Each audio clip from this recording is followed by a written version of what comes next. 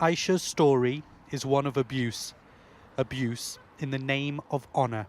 The moment her parents found out she had a white boyfriend, life was never the same. I was essentially under house arrest. You know, I'm trapped in the house, I can't go anywhere. There was no end in sight. It was terrifying. At the age of 22 from South Wales, her parents took Aisha back to India on a false pretence.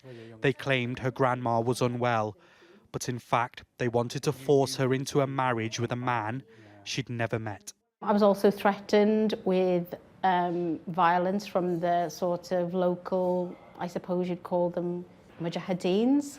And so my dad told me quite plainly that if they knew what I had done, they would shoot me. My mother had insinuated that there could be, you know, even worse retributions, fatal.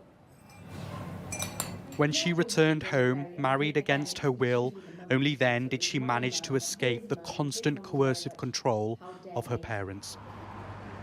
Like thousands of women across the UK, she is now a survivor of honour-based abuse, but some aren't so lucky. 20 years ago, Shafilia Ahmed was murdered by her own family. It was a brutal death that sparked a national conversation. To help identify more cases of honour-based abuse and prosecute perpetrators, campaigners hope a new definition will be recognised by the British government.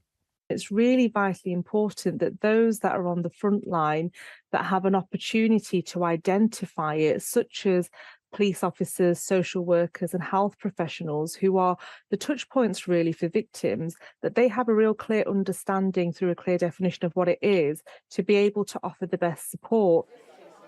The charity also claims policing around this issue has regressed. So as well as introducing this definition, they're demanding a re-inspection of forces across the country. At Heathrow Airport, the Minister for Safeguarding was keen to show the government's proactive approach. At the moment, the statutory definition might not be helpful, but I'm going to look at that and I will look and listen with everybody else in the Home Office and we will consider whether there needs to be a change. But at the moment, we do have definitions of domestic abuse and honour-based abuse.